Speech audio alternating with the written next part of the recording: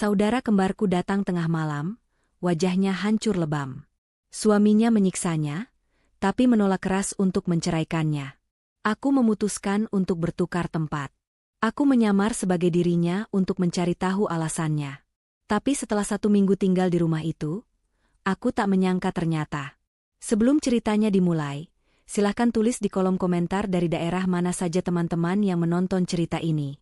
Jangan lupa like dan subscribe agar channel ini bisa semakin berkembang dan bisa mempersembahkan cerita yang lebih menarik lagi. Kirana adalah seorang wanita yang hidupnya tertata rapi. Sebagai seorang desainer grafis lepas yang sukses, apartemennya adalah cerminan dunianya. Bersih, modern, dan tenang. Malam itu, hujan deras mengguyur Jakarta, menciptakan musik latar yang menenangkan untuk pekerjaannya. Pukul 11 malam, Kirana baru saja akan menutup laptopnya ketika bel apartemennya berbunyi. Bunyinya melengking, panik, dan berulang kali. Kirana mengerutkan kening. Siapa yang bertamu selarut ini? Dia berjalan ke pintu, rasa was-was mulai menjalari hatinya. Melalui layar interkom, dia hanya melihat sosok yang basah kuyup, menunduk dalam, menekan-nekan bel tanpa henti. "Siapa?" tanya Kirana, suaranya tegas. Tidak ada jawaban. Hanya isakan tertahan yang nyaris tak terdengar di antara deru hujan. Kirana membuka kunci pengaman. Begitu pintu terbuka sedikit, sosok itu tersandung masuk, nyaris jatuh ke lantai. Kirana terperangah. Dia langsung mengenali sosok itu, meski dalam keadaan yang mengenaskan. "Kirani," pekik Kirana. Itu adalah Kirani, saudara kembar identiknya. Tapi kondisinya jauh dari kata baik. Hijab yang biasa terpasang rapi di kepalanya kini miring dan basah, menyingkap sebagian rambutnya yang kusut. Pakaiannya kotor oleh lumpur. Tapi yang paling mengerikan adalah wajahnya. Sudut bibirnya sobek dan membiru. Salah satu matanya bengkak, nyaris tertutup, dan diwarnai ungu pekat. "Ya Tuhan, Rani." Kirana menarik adiknya masuk dan segera mengunci pintu. Dia memapah Kirani ke sofa. Setiap langkah Kirani terdengar seperti ringisan kesakitan. "Apa yang terjadi? Siapa yang melakukan ini padamu?" tanya Kirana. Suaranya bergetar antara marah dan ngeri. Kirani tidak bisa menjawab. Dia hanya menangis. Tubuhnya gemetar hebat, memegangi lengan kirinya seolah patah. Kirana berlari ke kamar mandi, mengambil kotak P3K dan handuk kering. Dengan tangan yang gemetar, Kirana mulai membersihkan luka-luka di wajah adiknya. "Jawab aku, Rani. Apa ini ulah Andi?" desak Kirana. Kirani tersentak mendengar nama itu, lalu tangisnya pecah. Itu adalah jawaban yang Kirana takutkan. Andi, suami Kirani. Pria yang terlihat begitu sempurna di luar. Pria yang Kirana tidak pernah percayai sejak awal. Dia. Kirani tergagap, dia mengamuk lagi, lebih parah dari sebelumnya. "Kenapa? Apa alasannya kali ini?" Kirana mencoba menjaga suaranya tetap tenang, walau di dalam hatinya badai kemarahan sedang berkecamuk. Dia harus tenang demi Kirani. Kirani menggeleng pelan, yang membuat lehernya meringis sakit. "Aku tidak tahu. Aku tidak pernah tahu alasannya. Dia hanya berubah." Kirana mengambil kompres dingin dan menempelkannya dengan lembut ke mata Kirani yang bengkak. Kirani menceritakan semuanya dengan suara putus-putus. Tentang bagaimana Andi, suaminya selama 3 tahun, berubah menjadi monster. Awalnya hanya bentakan, lalu dorongan, lalu tamparan. Dan malam ini adalah puncaknya. "Dia paranoid, bisik Kirani. Dia menuduhku macam-macam. Dia bilang aku mencoba menghancurkannya. Dia mengunci semua akses teleponku. Aku harus memecahkan jendela kamar tamu untuk kabur malam ini." "Lalu kenapa kamu tidak melawannya? Kenapa kamu tidak lapor polisi?" "Aku sudah mencoba, Aku sudah mencoba meminta cerai," isak Kirani. "Setiap kali aku bilang, cerai, dia tertawa. Dia bilang aku tidak akan pernah bisa lepas darinya. Dia bilang dia akan menghancur_hancur_kan aku. Dia akan menghancur_hancur_kan keluarga kita." Kirana mengepalkan tangannya. "Ancaman macam apa itu?" Dia bilang aku terikat padanya. "Terikat pada warisannya?" lanjut Kirani, suaranya nyaris berbisik. Kirana berhenti. "Warisan? Warisan apa?" "Aku tidak tahu." Kirani menangis lagi. "Kemarin aku tidak sengaja masuk ke ruang kerjanya. Aku melihat tumpukan dokumen aneh di mejanya. Aku hanya bertanya itu dokumen apa. Dia langsung gelap mata. Dia menyeretku keluar, menamparku, dan mengunciku di kamar. Kirana merasakan dingin menjalari tulang punggungnya. Ini bukan sekadar KDRT biasa. Ini lebih dalam. Ada sesuatu yang Andi sembunyikan. Sesuatu yang berhubungan dengan uang, dengan warisan. Sesuatu yang membuat Andi rela menyiksa istrinya sendiri untuk menjaganya tetap diam. Dia tidak akan pernah menceraikanku. Nah, kata Kirani putus asa. Dia bilang aku harus tetap di sisinya. Aku tidak tahu harus bagaimana lagi. Dia akan menemukanku di sini. Dia akan menyakitimu juga. Kirana memegang bahu adiknya. Dia tidak akan menyentuhmu lagi. Tidak akan pernah. Malam ini kamu tidur di sini. Kamu aman. Kirana membantu Kirani berganti pakaian kering dan membaringkannya di kamar tamu. Dia memberikan obat pereda nyeri. Tak lama kemudian, Kirani tertidur karena kelelahan, napasnya terdengar berat dan sesak. Kirana kembali ke ruang tengah. Dia duduk di sofa tempat Kirani tadi duduk. Masih ada noda darah kering di bantal sofa. Kemarahan Kirana kini telah mengeras menjadi sesuatu yang lain. Sesuatu yang dingin dan tajam. Dia menatap bayangannya di jendela yang gelap, yang dipantulkan oleh cahaya lampu apartemen. Di pantulan itu, dia melihat wajah Kirani. Wajah mereka identik. Perbedaan mereka hanya pada sorot mata. Kirana memiliki sorot mata yang tajam dan percaya diri. Sementara Kirani, suaminya telah meredupkan cahaya di mata itu. Dia tidak akan menceraikanku. Kirana mengulang ucapan Kirani. Terikat pada warisan. Kirana berdiri. Dia berjalan ke kamar mandi dan menatap cermin. Dia melihat wajahnya. Wajah yang sama persis dengan wanita yang babak belur di kamar sebelah. Kamu tidak mau melepaskannya, Andi? Bisik Kirana pada bayangannya di cermin. Baik. Kamu tidak akan berhadapan dengan Kirani lagi. Kamu akan berhadapan denganku. Sebuah rencana yang gila, nekat, dan sangat berbahaya mulai terbentuk di benak Kirana. Dia akan mengambil tempat Kirani. Dia akan masuk ke sarang ular itu. Dia akan mencari tahu rahasia apa yang Andi sembunyikan, dan dia akan mengumpulkan bukti untuk menjebloskan pria itu ke penjara seumur hidupnya. Kirana tahu dia harus melakukannya. Demi Kirani. Pagi datang terlalu cepat. Kirana tidak tidur sedetik pun. Dia menghabiskan malam dengan meneliti. Dia mencari tahu tentang Andi, tentang perusahaannya, tentang keluarganya. Tapi semua yang muncul di permukaan tampak bersih. Andi adalah seorang pengusaha muda yang sukses. Ibu Rani, ibunya, adalah seorang sosialita terpandang yang aktif dalam kegiatan amal. Tidak ada celah. Kirani terbangun dengan jeritan pelan. Dia tampak bingung melihat langit-langit kamar yang asing, sebelum akhirnya lega menyadari dia ada di apartemen Kirana. Nak, aku mimpi buruk. Lirihnya, kamu tidak bermimpi, Rani. Itu nyata. Dan kita akan mengakhirinya, kata Kirana, meletakkan secangkir teh hangat di meja samping tempat tidur. Kirana duduk di tepi tempat tidur. Wajah Kirani di bawah sinar matahari pagi terlihat lebih parah. Memarnya membiru pekat. Kirana memulai dengan hati-hati, aku punya rencana. Kirana menjelaskan idenya. Rencana gila itu, mereka akan bertukar tempat. Kirani akan bersembunyi di tempat yang aman, sementara Kirana akan kembali ke rumah Andi, berpura-pura menjadi Kirani. Reaksi Kirani persis seperti yang Kirana duga. Ketakutan murni. Tidak. Tidak mungkin, Nah. Kamu gila? Kirani mencengkeram lengan Kirana. Dia bukan manusia, Nah. Dia monster. Dia akan tahu itu bukan aku. Dia akan membunuhmu. Aku tidak mau kehilanganmu. Dengar, Kirana memegang kedua tangan adiknya, menatap lurus ke matanya yang bengkak. Kamu lebih mengenalku daripada siapapun. Kapan aku pernah gagal? Ini bukan proyek desain, Kirana. Ini hidup dan mati. Justru karena ini hidup dan mati. Suara Kirana meninggi. Dengar aku, Rani. Kamu tidak bisa lari selamanya. Dia akan menemukanmu. Dan dia benar, dia tidak akan pernah menceraikanmu. Ada sesuatu yang dia inginkan. Sesuatu yang berhubungan dengan warisan itu. Jika kamu hanya kabur, dia akan memburumu. Jika kamu lapor polisi sekarang, buktinya hanya KDRT. Hanya KDRT. Bagi polisi, ya, dia akan menyewa pengacara terbaik. Dia akan bilang kamu tidak stabil. Dia akan bilang kamu jatuh dari tangga. Dia akan bilang kamu menyerangnya dulu.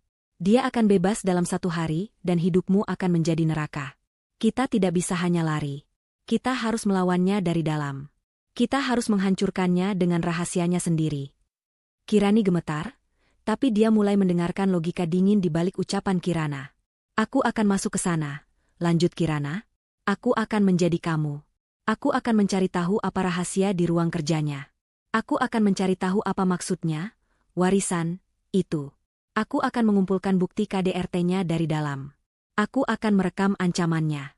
Dan ketika aku sudah punya semuanya, kita akan menjatuhkannya. Bukan hanya dengan pasal KDRT, tapi dengan apapun kejahatan yang dia sembunyikan. Kirani menatap kembarannya. Dia melihat tekad baja di mata Kirana. Tekad yang tidak pernah Kirani miliki. Bagaimana jika dia menyentuhmu? Bisik Kirani ngeri. Biarkan dia mencoba, kata Kirana dingin. Aku bukan kamu, Rani. Aku tidak akan diam saja. Kirani menelan ludah. Ibu Rani, ada ibunya di sana. Dia tinggal bersama kami. Ceritakan tentang dia, desak Kirana. Dia terlihat baik. Sangat lembut. Tapi matanya, Kirani bergidik. Matanya selalu mengawasiku. Sejak dia pindah ke rumah kami 6 bulan lalu, sikap Andi semakin parah. Ibu Rani selalu membelanya. Dia selalu bilang aku istri yang tidak bersyukur. Dia selalu membawakanku teh penenang setiap malam. Jantung Kirana berdebar. Teh penenang. Ini lebih dari sekadar KDRT.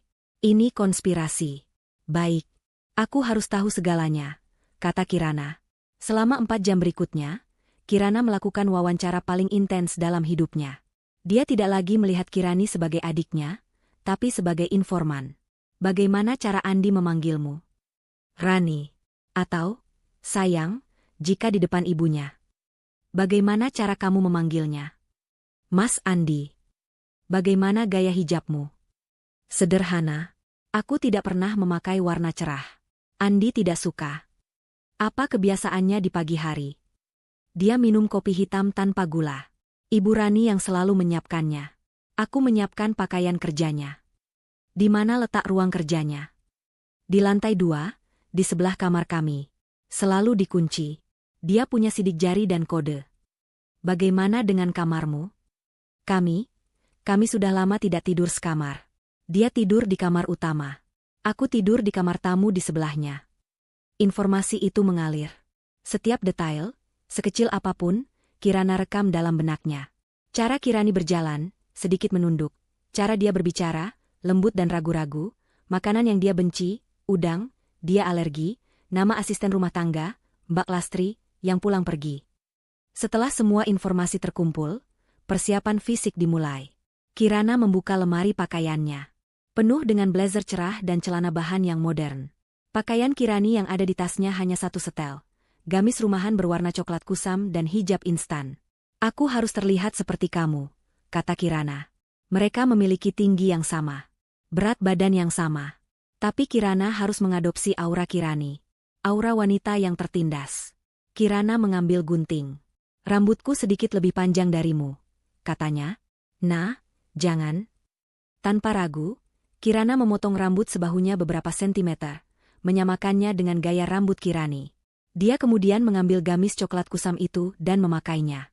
Dia mengambil hijab instan, lalu mematut dirinya di cermin. Perubahannya instan.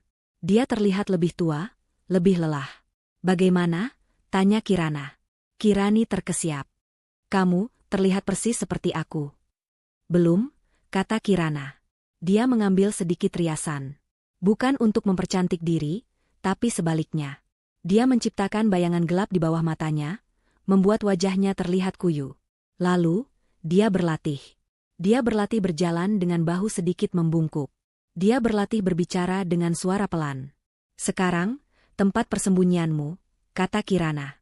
Kirana memiliki sebuah unit studio kecil di area lain kota, yang dulu dia gunakan sebagai kantor sebelum pindah ke apartemen yang lebih besar. Tempat itu kosong, perabotannya minim, dan tidak ada yang tahu alamatnya. Kamu akan tinggal di sana. Aku sudah mengisinya dengan bahan makanan tadi pagi secara online. Ini ponsel baru, Kirana menyerahkan ponsel murah. Hanya ada nomorku di dalamnya. Nomor lamamu, hancurkan. Jangan hubungi siapapun. Jangan keluar. Mengerti? Kirani mengangguk, air mata kembali menggenang. Kirana memesan taksi online untuk Kirani menggunakan aplikasi di ponsel barunya. Dia memakaikan Kirani kacamata hitam besar dan masker untuk menutupi lukanya. Di depan pintu, Kirani memeluk Kirana erat. Aku takut. Nah, aku sangat takut. Aku juga, Kirana mengaku pelan. Tapi kemarahanku lebih besar dari rasa takutku. Kamu pergilah. Sembuhlah. Biar aku yang mengambil alih. Setelah taksi yang membawa Kirani menghilang, Kirana kembali ke apartemennya. Dia menatap pantulannya di cermin sekali lagi. Wajahnya adalah wajah Kirani. Pakaiannya adalah pakaian Kirani. Luka memar itu, dia tidak bisa memalsukannya. Tapi Kirani bilang Andi memukulnya di lengan dan punggung juga. Kirana tahu, dia harus siap menerima lebih banyak pukulan agar penyamarannya sempurna. Dia menarik napas panjang. Dia tidak lagi Kirana, sang desainer grafis. Dia adalah Kirani, istri yang teraniaya. Dia mengambil tas Kirani yang berisi sisa barang-barangnya. Dia harus kembali ke rumah itu sebelum Andi curiga istrinya kabur terlalu lama. Kirana memesan taksi online. Dia tidak memasukkan alamat rumah Andi, tapi alamat sebuah minimarket 2 blok dari sana. Dia harus terlihat seolah-olah dia berjalan pulang setelah menenangkan diri, bukan datang dari tempat lain. Perjalanan ke rumah itu adalah perjalanan terpanjang dalam hidupnya. Jantungnya berdebar kencang. Dia menekan rasa takutnya. Dia memanggil kemarahan. Dia memikirkan wajah Kirani yang hancur. Taksi berhenti. Kirana turun. Dia berdiri di sudut jalan, menatap rumah mewah berpagar tinggi di kejauhan. Sarang ular itu. Baiklah, Andi, Ibu Rani, batin Kirana, sambil mulai berjalan tertatih, meniru cara jalan Kirani yang kesakitan. Mari kita lihat, rahasia apa yang kalian simpan. Kirana berhenti 2 blok dari rumah itu. Dia membayar taksi dan turun. Hujan semalam telah berhenti, menyisakan udara pagi yang dingin dan bau aspal basah. Dia merapatkan gamis Kirani yang tipis ke tubuhnya. Pakaian itu terasa asing, bukan miliknya. Dia menundukkan kepalanya, membiarkan hijab instan membingkai wajahnya persis seperti yang Kirani ajarkan. Dia mulai berjalan, memaksa dirinya untuk berjalan tertatih. Dia tidak perlu memalsukan rasa sakit di hatinya, dia hanya perlu menyalurkannya ke langkah kakinya. Rumah itu menjulang di depannya. Pagar hitam setinggi 3 meter itu tampak seperti gerbang penjara. Seorang satpam berseragam biru tua membukakan gerbang kecil di samping gerbang utama. Dia menatap Kirana, tapi tatapannya kosong. Sepertinya dia sudah terbiasa melihat nona mudanya dalam keadaan kacau. Ini adalah pengamatan pertama Kirana. Staf di rumah ini telah dilatih untuk tidak melihat, tidak mendengar, dan tidak berbicara. Kirana melangkah masuk ke halaman yang tertata sempurna. Rumputnya dipotong presisi, bunga-bunga ditanam dalam formasi yang kaku. Tidak ada yang terasa hidup. Semuanya terasa diatur, dingin, dan mahal. Dia sampai di pintu utama yang terbuat dari kayu jati solid. Tangannya gemetar saat merogoh kunci dari tas Kirani. Kunci itu terasa dingin di telapak tangannya. Dia memasukkan kunci dan memutarnya. Suara, klik, dari kunci yang terbuka terdengar sangat keras di keheningan pagi. Dia mendorong pintu. Pintu itu berat. Bagian dalam rumah itu persis seperti yang Kirani gambarkan. Lantainya terbuat dari marmer impor yang mengkilap, begitu bersih hingga Kirana bisa melihat pantulan wajahnya yang kuyu. Udara di dalam terasa beku, pendingin ruangan disetel terlalu rendah. Bau rumah itu aneh. Campuran antara pembersih lantai beraroma lemon dan sesuatu yang lain, sesuatu yang samar seperti obat-obatan. Ruang tamu di sebelah kirinya kosong. Tapi dia mendengar suara dari ruang keluarga di ujung lorong. Suara televisi. Dia berjalan pelan. Setiap langkah di atas marmer dingin terasa seperti menginjak es. Dia melihatnya. Andi. Suami Kirani. Andi sedang duduk di sofa kulit berwarna putih gading. Dia tidak sedang menonton televisi. Televisi itu menyala, tapi mata Andi tertuju pada tablet di tangannya. Dia mengenakan kemeja polo mahal dan celana pendek. Dia terlihat santai, seolah-olah tadi malam adalah malam yang normal. Seolah-olah istrinya tidak kabur dengan wajah hancur. Kirana berdiri di ambang pintu ruang keluarga. Dia memaksa dirinya untuk gemetar. Dia harus menjadi Kirani. Lemah, takut, dan hancur. Andi tidak mendongak. Dia tahu Kirana di sana. Sudah selesai jalan-jalannya? Tanyanya. Suaranya datar, dingin, dan penuh cemoohan. Jantung Kirana serasa diremas. Dia ingin berteriak. Dia ingin mengambil vas porselen di meja sebelahnya dan menghantamkannya ke kepala pria itu. Tapi dia menahannya. Dia adalah Kirani. Maaf, Mas, bisik Kirana.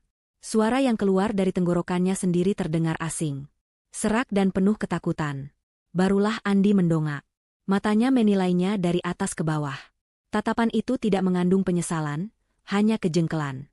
Seolah-olah Kirana adalah barang rusak yang merepotkan. Lihat dirimu, katanya, meletakkan tabletnya. Kacau. Seperti gelandangan. Dia berdiri. Kirana secara naluriah mundur selangkah. Andi tersenyum tipis melihat reaksi itu. Dia menikmati rasa takut ini. Dia berjalan mendekat. Kirana memaksakan diri untuk tidak balas menatap. Dia menunduk menatap lantai marmer, seperti yang selalu Kirani lakukan. Andi mengangkat dagu Kirana dengan kasar. Dia memeriksa memar di wajah Kirana, bukan dengan kekhawatiran, tapi seperti seorang seniman yang mengagumi karyanya. Luka itu akan membekas jika tidak diobati, katanya ringan. Pergi mandi. Kamu bau. Dia melepaskan dagu Kirana dengan sentakan kecil, lalu berbalik mengambil tabletnya lagi. Sejauh yang Andi pikirkan, masalah ini sudah selesai. Istrinya sudah pulang. Kandangnya sudah kembali terisi. Kirana membeku di tempat, campuran antara kemarahan dan rasa mual bergejolak di perutnya.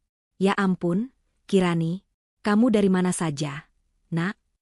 Sebuah suara lembut datang dari arah dapur. Ibu Rani. Dia berjalan cepat, tangannya terulur seolah ingin memeluk. Ibu Rani tampak persis seperti di foto-foto majalah amal. Rambutnya disanggul sempurna, riasannya tipis namun mahal, mengenakan daster sutra yang elegan. Dia terlihat seperti ibu yang sempurna. Tapi mata Ibu Rani tidak tersenyum. Matanya tajam, dingin, dan penuh perhitungan. Mata itu memindai Kirana, mencatat setiap luka, setiap sobekan di pakaian. Ibu khawatir sekali. Andi bilang kamu hanya pergi jalan-jalan pagi, tapi ini sudah hampir siang. Kamu pasti kedinginan, kata Ibu Rani, nadanya penuh simpati palsu. Dia mengelus lengan Kirana. Kirana harus menahan diri untuk tidak menyentakkan tangannya. Ayo, duduk dulu, Ibu Rani membimbing Kirana ke meja makan yang besar. Ibu sudah siapkan sesuatu untukmu. Andi mengabaikan mereka, perhatiannya kembali ke tablet. Seolah-olah interaksi ini adalah rutinitas pagi yang biasa. Ini, Ibu Rani mendorong segelas susu hangat ke arah Kirana. Susu hangat dengan sedikit madu. Biar kamu tenang, nak, kamu terlihat sangat tegang. Kirana menatap gelas itu. Inilah dia. Obat penenang, yang Kirani ceritakan. Baunya manis, tapi ada aroma pahit yang samar di baliknya. Kirana tahu dia tidak boleh meminumnya. Setetes pun. Terima kasih, Bu, bisik Kirana. Dia mengambil gelas itu. Tangannya dia buat gemetar hebat. Gemetar itu tidak sepenuhnya palsu. Diminum, nak, sampai habis. Biar badanmu hangat, kata Ibu Rani, duduk di seberang Kirana. Matanya tidak lepas dari Kirana. Mengawasi. Menunggu. Kirana mengangkat gelas itu. Dia membawanya ke bibirnya. Dia bisa merasakan tatapan Ibu Rani yang menusuk dan tatapan Andi yang sesekali mengawasi dari ruang keluarga. Mereka berdua menungguinya menelan racun itu. Kirana harus berpikir cepat. Dia tidak bisa menolaknya. Itu akan menimbulkan kecurigaan. Dia tidak bisa meminumnya. Itu akan melumpuhkannya. Dia membawa gelas ke bibirnya, lalu dia tersentak. Seolah-olah rasa sakit di bibirnya yang sobek tiba-tiba menyerangnya. Aduh, pekiknya pelan, nada Kirani yang cengeng. Pada saat yang sama, dia, secara tidak sengaja, menyenggol gelas itu dengan sikunya. Gelas itu terguling. Susu putih hangat tumpah ke atas meja kayu jati yang mahal, mengalir ke lantai marmer. Ah! Kirana terkesiap, berpura-pura panik. Maaf, Bu, maaf. Tanganku licin. Keheningan melanda ruangan. Kirana melihat kilatan amarah murni di mata Ibu Rani. Itu hanya sekilas, sepersekian detik, sebelum wajahnya kembali menjadi topeng kekhawatiran. Aduh, nak ceroboh sekali, kata Ibu Rani. Suaranya masih lembut, tapi ada nada dingin di baliknya. Tidak apa-apa. Biar nanti Mbak Lastri yang bersihkan. Dari ruang keluarga, Andi mendengus kesal. Merepotkan. Bersihkan dirimu. Aku tidak mau melihat wajahmu sampai makan malam. Kirana mengangguk cepat. Ya, Mas. Maaf, Mas. Maaf, Bu. Dia bergegas bangkit dari kursi. Dia harus kabur dari situasi ini. Dia berjalan cepat, setengah berlari, menaiki tangga besar menuju lantai 2. Dia tahu kamar mana yang harus dituju. Bukan kamar utama yang mewah tempat Andi tidur. Tapi kamar tamu di sebelahnya. Kamar yang Kirani sebut sebagai penjaranya. Kirana masuk ke kamar dan segera mengunci pintunya. Kunci itu berbunyi, klik. Akhirnya, sendirian. Topeng Kirana runtuh.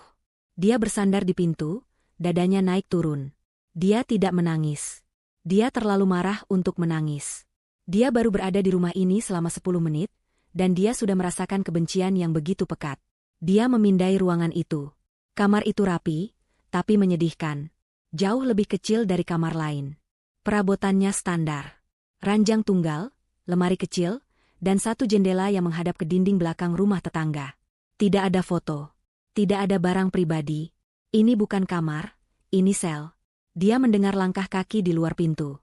Lalu suara bisikan. Ibu Rani dan Andi. Suara Ibu Rani terdengar tajam, tidak lagi lembut. Dosisnya harus ditambah. Dia mulai melawan. Dia menumpahkannya dengan sengaja. Suara Andi yang berat menyahut. Dia tidak sepintar itu. Dia hanya ceroboh. Aku tidak peduli bagaimana caramu melakukannya, Bu.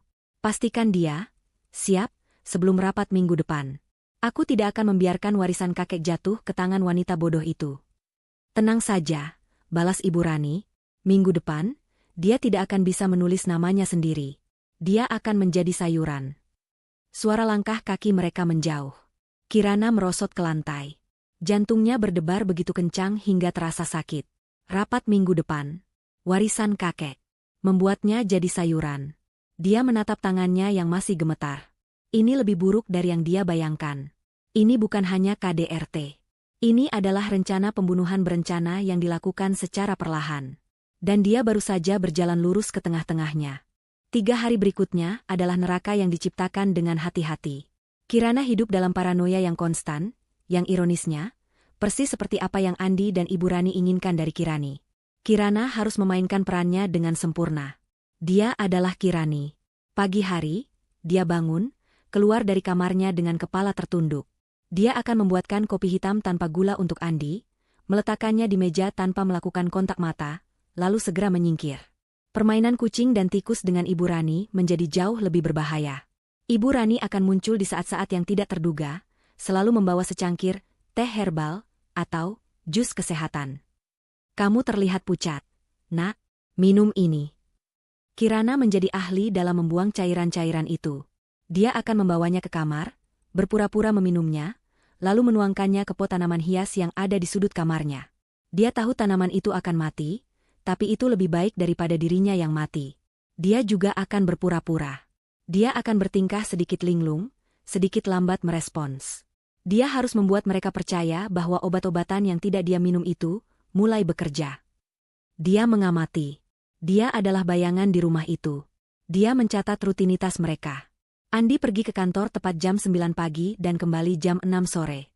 Ibu Rani pergi untuk kegiatan sosial, atau arisannya dari jam 11 siang sampai jam 3 sore. Mbak Lastri, asisten rumah tangga yang pulang pergi, bekerja dari jam 8 pagi sampai jam 4 sore. Mbak Lastri adalah wanita paruhbaya yang ketakutan. Dia tidak pernah berbicara pada Kirana. Jika mereka berpapasan di lorong, Mbak Lastri akan menunduk dan berjalan cepat. Dia tahu apa yang terjadi di rumah ini, dan dia terlalu takut untuk terlibat. Itu memberi Kirana jendela waktu. Antara jam 3 sore saat Ibu Rani pergi, dan jam 4 sore saat Mbak Lastri pulang. 1 jam emas. Hari keempat, Kirana mendapatkan kesempatannya. Ibu Rani pergi untuk acara amal. Andi di kantor. Mbak Lastri sedang menyetrika di ruang cuci di lantai bawah. Kirana menyelinap keluar dari kamarnya. Tujuannya pertama, kamar Ibu Rani. Kamar itu sangat rapi, beraroma lavender yang menyengat. Semuanya tertata sempurna. Kirana bergerak cepat. Dia tahu dari Kirani bahwa Ibu Rani memiliki meja rias antik dengan banyak laci. Dia memeriksa semuanya. Kosmetik. Perhiasan. Lalu, di laci paling bawah, dia menemukan sebuah kotak kayu yang terkunci. Kirana tidak punya waktu untuk mencari kunci. Dia mengeluarkan jepit rambut dari hijabnya. Keterampilan ini tidak dia pelajari di sekolah desain. Ini adalah keterampilan yang dia pelajari dari ayahnya yang seorang tukang reparasi jam tangan, yang mengajarinya cara kerja mekanisme kecil. Dia memasukkan jepit itu ke lubang kunci. Dia memutarnya dengan sabar. Terdengar bunyi, klik, pelan. Jantungnya berdebar. Dia membuka kotak itu. Isinya membuat darahnya membeku. Itu bukan perhiasan. Itu adalah deretan botol obat resep. Kirana mengambil botol-botol itu satu persatu. Matanya membelalak ngeri. Semuanya atas nama Kirani. Ada diazepam, dosis tinggi. Olanzapine, obat antipsikotik yang kuat. Lorazepam. Obat-obat ini, jika diminum bersamaan tanpa pengawasan, akan menyebabkan kebingungan parah, kehilangan ingatan, paranoia, dan akhirnya, keadaan katatonik. Keadaan, sayuran, seperti yang Ibu Rani katakan. Ini adalah bukti. Ini adalah senjata pembunuhan mereka. Kirana mengeluarkan ponsel sekali pakai yang dia sembunyikan di balik lemari pakaiannya. Dia memotret setiap botol, setiap label resep, setiap nama dokter yang meresepkannya. Dia akan memeriksa dokter ini nanti. Pasti dokter bayaran. Dia mengembalikan semuanya persis seperti semula, mengunci kembali kotaknya, dan menutup laci. Dia menyelinap keluar dari kamar Ibu Rani. Tujuan kedua, ruang kerja Andi. Dia sudah tahu ini akan sulit. Kirani benar. Pintu kayu solid itu dilengkapi dengan panel keamanan canggih. Pemindai sidik jari dan kipat numerik. Tidak mungkin dibobol dengan jepit rambut. Kirana berdiri di depan pintu itu, frustrasi. Semua jawaban ada di balik pintu ini. Surat wasiat. Dokumen warisan. Rencana mereka. Dia tidak bisa masuk. Belum. Dia beralih ke meja kerja kecil Andi yang ada di luar ruang kerja, di area perpustakaan kecil. Meja itu rapi. Hanya ada beberapa buku bisnis dan sebuah kalender meja. Kirana memeriksa kalender itu. Dia membalik ke minggu ini. Di sana, di hari Jumat, 5 hari dari sekarang, sebuah lingkaran merah dibuat dengan spidol. Di dalam lingkaran itu, tertulis 2 kata, rapat ahli waris. Pukul 10. Inilah dia. Hari haji rapat yang akan menentukan nasib Kirani. Dan nasibnya. Kirana sedang sibuk memotret kalender itu dengan ponselnya ketika dia mendengar suara yang paling tidak ingin dia dengar. Suara mesin mobil di garasi. Andi. Dia pulang lebih awal. Jantung Kirana serasa berhenti berdetak. Dia masih di lantai atas, di depan ruang kerja Andi. Mbak Lastri ada di lantai bawah. Dia tidak akan mendengarnya. Kirana panik. Dia memasukkan ponselnya ke dalam saku gamisnya. Dia berlari tanpa suara di atas karpet tebal menuju kamarnya. Dia baru saja memutar gagang pintu kamarnya ketika dia mendengar suara Andi di lantai bawah, membentak Mbak Lastri tentang sesuatu. Dia masuk ke kamar, mengunci pintu, dan melompat ke tempat tidur. Dia menarik selimut, memejamkan mata, dan mencoba mengatur napasnya. Dia harus terlihat sedang tidur. Tertidur karena obat. Beberapa detik kemudian, dia mendengar langkah kaki berat di lorong. Langkah kaki itu berhenti tepat di depan pintu kamarnya. Keheningan. Kirana bisa merasakan Andi berdiri di sana, mendengarkan. Lalu, gagang pintunya bergerak. Klik, klik. Andi mencoba membukanya, tapi Kirana sudah menguncinya. Terdengar gedoran keras di pintu. Kirani, buka pintunya. Kirana tersentak, berpura-pura baru bangun. Mas? Ada apa, Mas? Suaranya dibuat serak dan bingung. Buka pintunya, ku bilang. Kirana bangkit, sengaja berjalan terhuyung-huyung ke pintu seolah pusing. Dia membuka kuncinya. Pintu terbuka. Andi berdiri di sana, wajahnya merah padam karena marah. Matanya memindai Kirana, lalu memindai ke dalam kamar. Kenapa pintunya dikunci? Desisnya. Aku tidur. Mas. Aku takut. Kirana menunduk, memainkan perannya. Mata Andi menyipit. Dia curiga. Kamu dari tadi di kamar? Iya, Mas. Kepalaku pusing sekali. Sejak minum susu dari ibu tadi pagi, Kirana berbohong, menggunakan kebohongan mereka untuk melawannya. Tatapan Andi sedikit melembut, tapi bukan karena simpati. Itu lebih seperti kepuasan. Dia pikir obatnya bekerja. Jangan pernah kunci pintu lagi. Mengerti? Perintahnya. Iya, Mas. Andi menatapnya sejenak lagi, lalu berbalik pergi menuju ruang kerjanya. Kirana menutup pintu pelan, tangannya gemetar hebat. Dia nyaris tertangkap. Dia bersandar di pintu. Dia punya bukti obat-obatan. Dia punya tanggal rapat. Tapi dia masih belum punya dokumen utamanya. Dia belum punya isi surat wasiat itu. Dia harus masuk ke ruang kerja itu. Dia tidak bisa membobolnya. Itu artinya dia harus mendapatkan akses. Entah itu sidik jari Andi, atau kodenya. Malam itu, Kirana tidak bisa tidur. Dia mendengar Andi berbicara di telepon di ruang kerjanya. Pintunya tebal, tapi Kirana menempelkan telinganya di dinding. Dia hanya bisa menangkap beberapa kata. Tidak peduli biayanya. Pastikan surat keterangan, tidak kompeten, itu siap sebelum hari Jumat. Pengacaraku akan mengurus sisanya.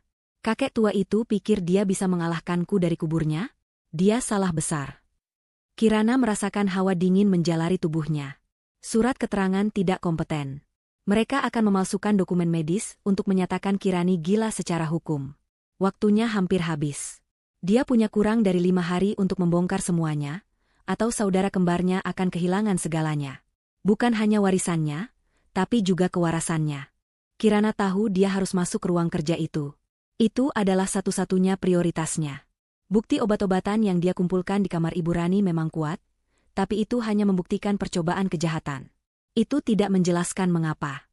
Untuk menghancurkan Andi sepenuhnya, Kirana perlu tahu motifnya. Motif itu terkunci di balik pintu baja berlapis kayu itu.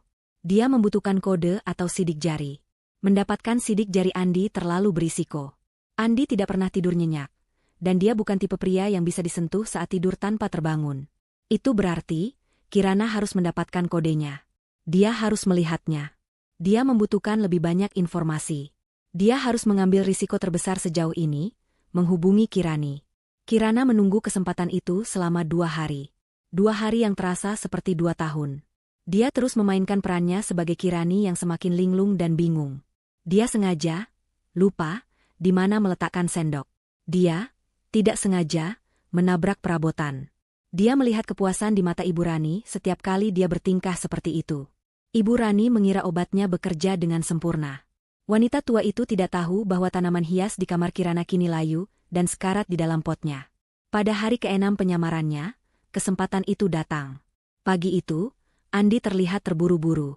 Dia membentak Mbak Lastri karena kopinya 1 menit terlambat. Ibu Rani juga sibuk di telepon, mengatur apa yang terdengar seperti janji temu penting. Ya, tentu saja, Dok. Saya akan ke klinik Anda jam 11. Pastikan suratnya siap, kata Ibu Rani di telepon. Itu dia. Ibu Rani akan pergi menemui dokter korup itu. Pukul 10:30, rumah menjadi sepi. Andi sudah lama pergi. Ibu Rani baru saja keluar dengan mobil sedannya yang mewah. Mbak Lastri sedang sibuk di dapur belakang, suara musik dangdut dari radio kecilnya terdengar samar. Ini adalah jendela waktunya. Kirana menyelinap ke kamarnya, mengunci pintu. Dia mengambil ponsel sekali pakai dari tempat persembunyiannya di balik lemari. Dia menekan satu-satunya nomor di panggilan cepat. Jantungnya berdebar. Dia tidak tahu bagaimana kondisi Kirani sekarang. Apakah dia aman? 3 kali dering. Lalu, suara yang dikenalnya, namun lebih kuat dari yang dia ingat, menjawab. Halo, Kirana? Napas Kirana tercekat. Rani, kamu baik-baik saja? Aku lebih baik. Nah, suara Kirani terdengar gemetar, tapi ada kelegaan di sana. Aku aman. Aku makan. Aku tidur. Luka-lukaku mulai sembuh. Aku merasa seperti manusia lagi. Kamu bagaimana? Ya Tuhan. Nah, aku sangat mengkhawatirkanmu. Apa yang terjadi? Aku tidak punya banyak waktu, kata Kirana cepat. Dengar. Aku butuh informasi. Segala sesuatu tentang kakek Andi. Terdengar keheningan sejenak. Kakek? Tanya Kirani, bingung. Maksudmu kakek Suryo? Ayah dari almarhum ayah Andi? Ya. Andi dan Ibu Rani terus membicarakan warisan kakek. Ada rapat ahli waris hari Jumat ini. Mereka mencoba membuatku terlihat gila sebelum rapat itu. Aku harus tahu apa isi warisan itu. Kenapa mereka begitu menginginkannya? Kirani terdiam lama.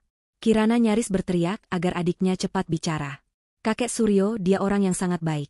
Nah, Kirani akhirnya berkata. Dia sangat berbeda dari Andi dan Ibu Rani. Dia tegas, kuno, tapi sangat adil. Dia yang membangun perusahaan itu dari nol. Dia tidak pernah menyukai Ibu Rani. Dia bilang Ibu Rani serakah dan meracuni pikiran putranya, ayah Andi.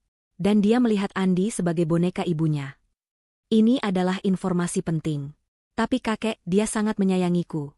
Lanjut Kirani, suaranya melembut. Saat Andi dan aku baru menikah, kakek masih sehat. Dia sering mengunjungiku saat Andi bekerja. Kami sering minum teh berdua. Dia bilang aku adalah napas segar di rumah yang beracun itu.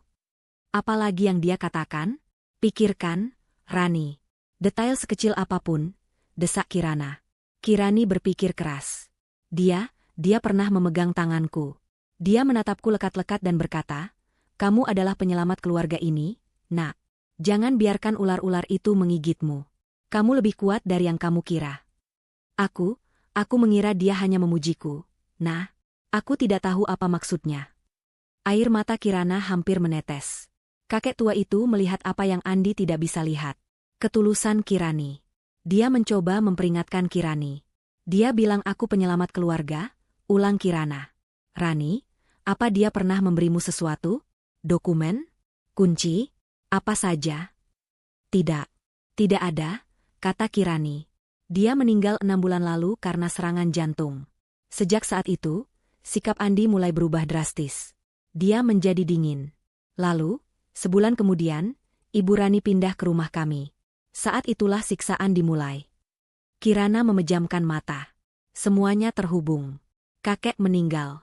Warisan akan dibacakan. Andi dan Ibu Rani tahu mereka tidak akan mendapatkan apa yang mereka inginkan. Jadi, mereka memulai rencana mereka. Baik, kata Kirana. Satu hal lagi. Ruang kerja Andi. Terkunci dengan kode dan sidik jari. Apa kamu pernah melihat kodenya? Tidak pernah, kata Kirani.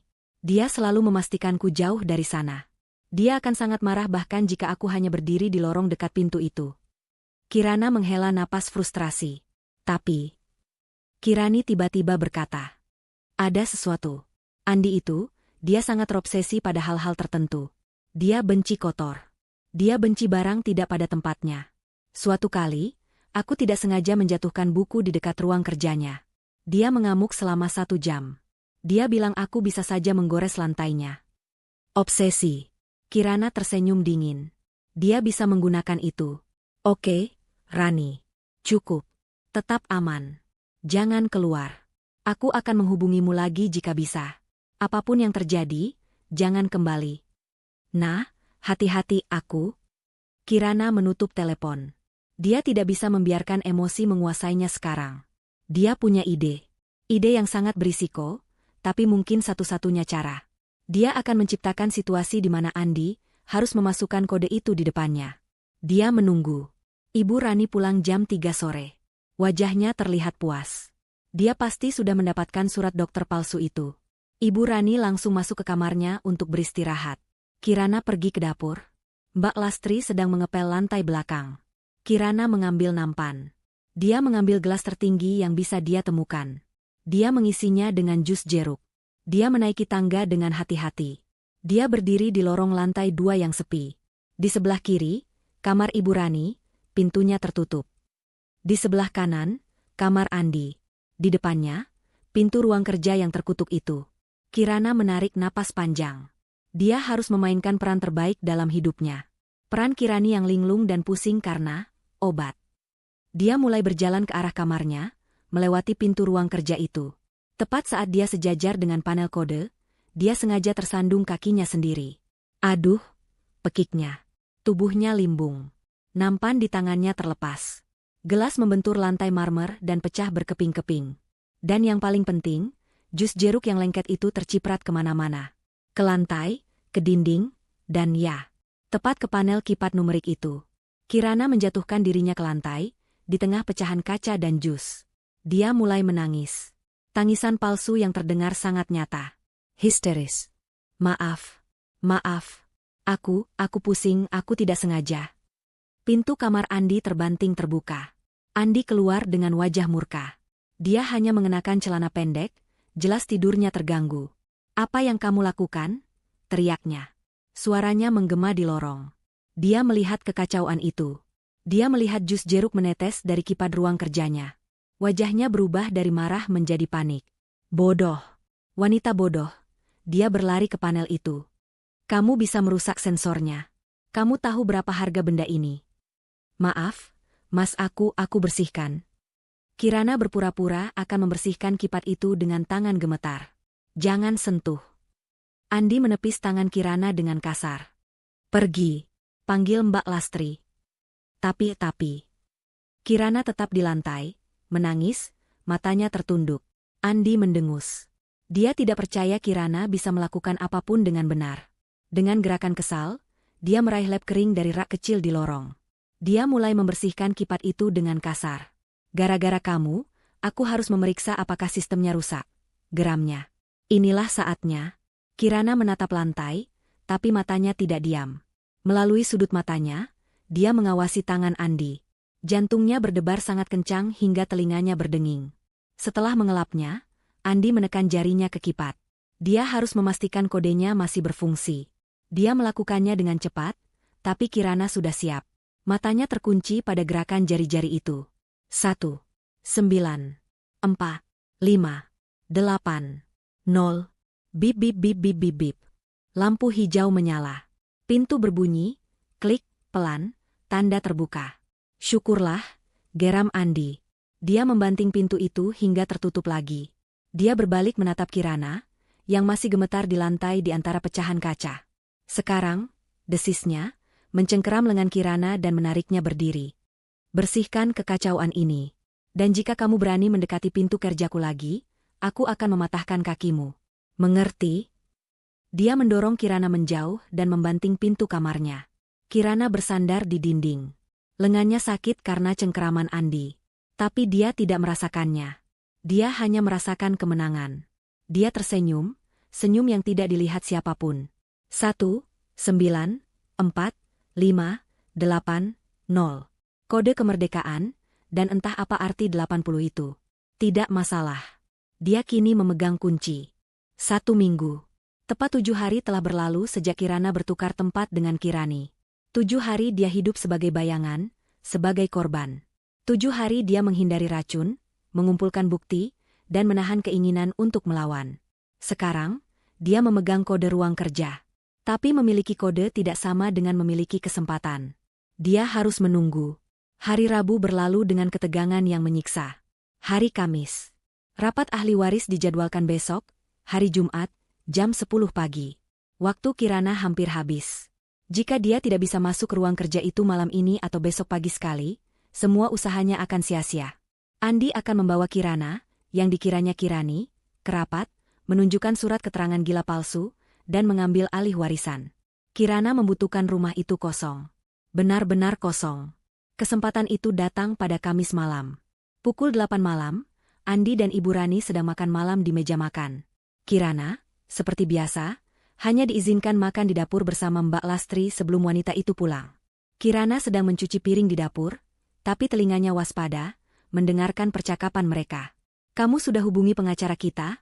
tanya Ibu Rani. "Sudah, Bu. Semuanya siap untuk besok. Tim hukum kita akan mendukung surat keterangan dari dokter itu." "Tidak akan ada masalah," jawab Andi. "Bagus. Kakek tua bangka itu pasti berputar di kuburnya sekarang." Ibu Rani tertawa pelan. Tiba-tiba, ponsel Andi berdering. Kirana mendengar Andi mengangkatnya. "Halo? Ada apa?" Suara Andi berubah serius. "Apa maksudmu ada audit mendadak? Di pabrik? Malam ini?" "Sialan. Siapa yang memberi perintah?" Baiklah. Aku ke sana sekarang." Kirana mendengar suara kursi didorong ke belakang. "Ada apa, Nak?" tanya Ibu Rani cemas. "Ada masalah di pabrik. Seseorang memerintahkan audit dadakan. Aku harus ke sana. Ini bisa berjam-jam," kata Andi, suaranya penuh amarah. Ini pasti ulah salah satu dewan direksi yang masih setia pada kakek. "Malam ini, tapi besok rapat penting." "Aku tahu, Bu. Ibu tetap di sini. Pastikan Kirani tidak berulah. Beri dia dosis dobel malam ini. Aku mau dia benar-benar linglung besok pagi. Aku tidak mau ada kejutan." Kirana mendengar pintu depan dibanting. Mobil Andi dinyalakan dan melaju kencang meninggalkan rumah. Jantung Kirana berdebar. Satu rintangan pergi. Sekarang tinggal Ibu Rani. Kirana menyelesaikan pekerjaannya di dapur. Dia berjalan ke ruang makan untuk mengambil piring kotor Ibu Rani, memainkan perannya. "Bu, apa ada lagi yang bisa saya bantu?" tanyanya dengan suara pelan. Ibu Rani menatapnya dengan tajam. "Tidak. Pergi ke kamarmu." Lalu, Ibu Rani berhenti, seolah baru saja mendapat ide. "Tunggu. Aku butuh kamu melakukan sesuatu." Ibu Rani mengambil secari kertas dan menulis sesuatu. Di supermarket biasa sedang kosong. Kamu pergi ke supermarket, super sehat, di Jalan Merdeka. Beli semua bahan ini. Ini untuk minuman kesehatan besok pagi. Pastikan tidak ada yang salah. Kirana melihat daftar itu. Teh herbal langka, madu impor, ginseng khusus. Dan alamat supermarket itu, letaknya di seberang kota. Ini adalah jebakan, atau sebuah kebodohan? Kirana menatap Ibu Rani. Tapi, Bu, itu jauh sekali. Sudah malam, Kirana berpura-pura takut. Pakai taksi online. Kamu pikir aku peduli? Bentak Ibu Rani. Sekarang pergi. Dan jangan coba-coba kabur.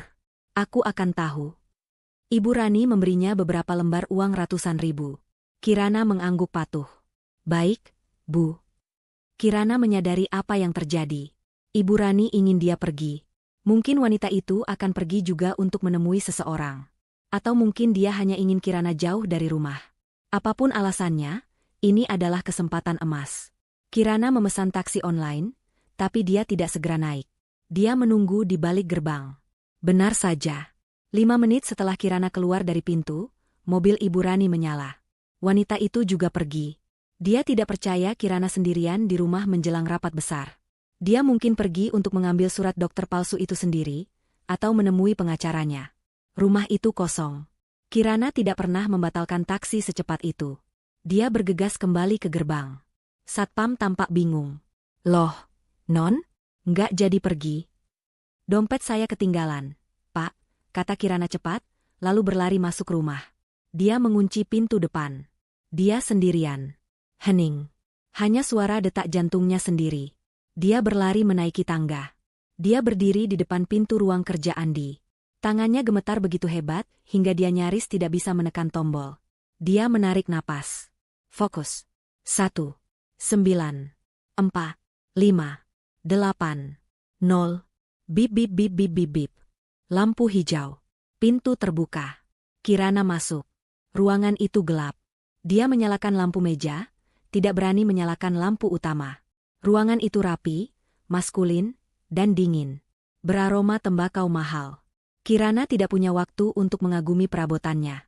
Dia langsung menuju target yang dia curigai sejak lama. Sebuah lukisan abstrak besar di dinding belakang meja Andi. Dia mendorong lukisan itu.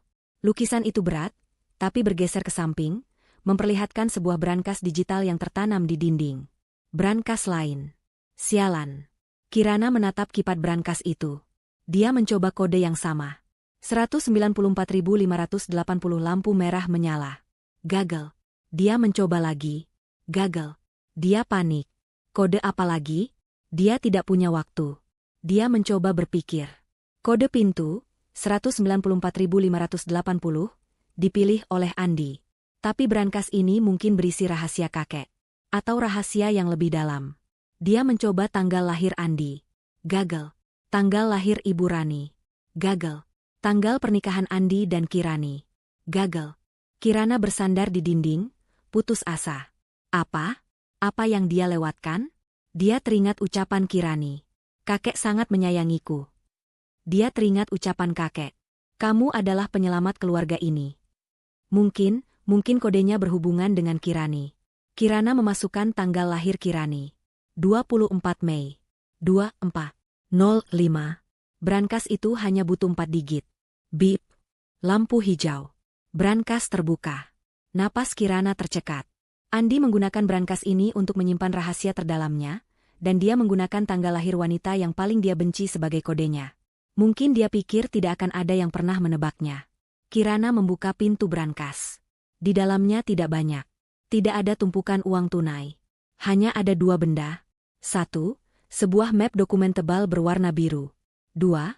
Sebuah amplop surat pribadi yang disegel dengan lilin, bertuliskan, hanya untuk Kirani. Kirana meraih map biru itu lebih dulu. Dia membukanya. Di halaman paling atas, tertulis, salinan resmi, surat wasiat dan testamen terakhir Suryo Adinata. Nama kakek. Kirana membaca dokumen itu dengan cepat. Matanya melompat dari satu pasal ke pasal lain. Dan kemudian, dia menemukannya. Jantungnya serasa berhenti berdetak. Ternyata ini yang terjadi. Kakek Suryo, yang tahu persis sifat serakah Ibu Rani dan Andi, telah melakukan manuver terakhir yang brilian dari liang kuburnya. Dia mewariskan seluruh aset pribadinya, rumah, dan dana pensiunnya kepada Ibu Rani dan Andi. Itu adalah jumlah yang besar, cukup untuk hidup mewah. Tapi, inti kekayaannya, yaitu 80% saham kepemilikan di perusahaan yang dia bangun, tidak dia wariskan kepada Andi. Surat wasiat itu dengan jelas menyatakan, seluruh 80%, saham saya di perusahaan saya wariskan sepenuhnya dan tanpa syarat kepada istri cucu saya, Kirani binti Abdullah. Kirana harus membaca kalimat itu 3 kali. Bukan untuk Andi, untuk Kirani. Kirana tertawa pelan, tawa yang terdengar getir. Dia akhirnya mengerti. Dia terus membaca. Dan di sanalah letak jebakannya. Di sanalah letak alasan penyiksaan itu. Ada klausul kecil di bagian bawah. Pencairan dan pengalihan nama saham ini akan dilaksanakan pada rapat ahli waris yang ditentukan. Ahli waris, Kirani, harus hadir dan menandatangani dokumen penerimaan secara pribadi. Namun, Kirana membaca, namun, itu dengan napas tertahan. Jika pada saat rapat ahli waris, Kirani, terbukti secara sah dan medis tidak kompeten secara mental untuk mengelola aset tersebut, maka hak pengelolaannya, atau perwaliannya, akan secara otomatis dialihkan kepada suami sahnya, Andi. Kirana menutup dokumen itu. Tangannya gemetar hebat, tapi kali ini bukan karena takut. Ini karena amarah yang membara. Dia akhirnya paham segalanya. Andi tidak mau menceraikan Kirani. Tentu saja tidak. Jika mereka bercerai, Kirani akan bebas dan menjadi pemilik 80% perusahaan. Andi akan kehilangan segalanya. Rencana mereka adalah tetap mempertahankan Kirani sebagai istri, menghancurkannya secara mental dengan KDRT dan obat-obatan antipsikotik, lalu membawa Kirani yang sudah seperti sayuran ke rapat ahli waris. Di sana, mereka akan menunjukkan surat keterangan gila palsu dari dokter bayaran. Para pengacara korup Andi akan mengesahkan surat itu. Dan dalam sekejap, Andi akan menjadi wali sah atas kekayaan 80% milik Kirani. Penyiksaan itu adalah bagian dari rencana bisnis. Kirana beralih ke amplop kedua. Hanya untuk Kirani. Dia membukanya. Itu adalah surat tulisan tangan kakek Suryo. Anakku Kirani, jika kamu membaca surat ini, itu artinya kamu menemukan brankas rahasia ini, dan itu artinya hidupmu mungkin dalam bahaya. Aku minta maaf. Aku menyayangimu seperti putriku sendiri. Aku melihat kebaikan hatimu di rumah yang penuh ular ini. Aku meninggalkanmu warisan itu sebagai senjatamu. Aku ingin kamu mengambilnya, menceraikan cucuku yang bodoh itu, dan memulai hidup baru yang bahagia. Itu adalah tujuanku. Tapi aku tahu sifat ibunya. Aku tahu mereka akan mencoba merebutnya darimu. Aku menanam klausul, tidak kompeten, itu sebagai jebakan untuk mereka. Jika mereka mencoba menggunakan klausul itu untuk melawanmu, ketahuilah ini, aku telah menanam satu penyelamat terakhir. Pengacara keluargaku yang asli, Tuan Setiadi, bukan pengacara yang dipakai Andi, memegang surat wasiat asli dan sebuah bukti lain. Bukti bahwa Andi dan ibunya telah menggelapkan dana perusahaan selama aku sakit. Jika kamu dalam bahaya, temui Tuan Setiadi. Tunjukkan surat ini padanya. Dia akan tahu apa yang harus dilakukan.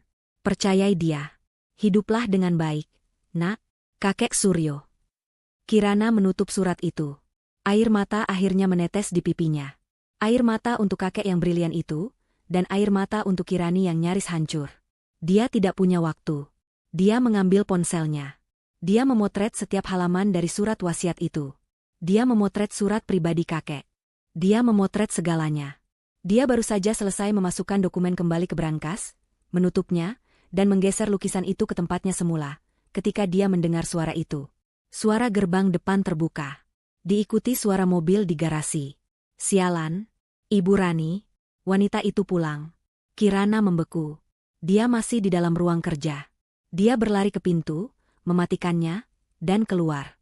Dia menutup pintu ruang kerja. Dia baru saja akan berlari ke kamarnya, ketika dia mendengar suara pintu depan terbuka di lantai bawah. Kirani.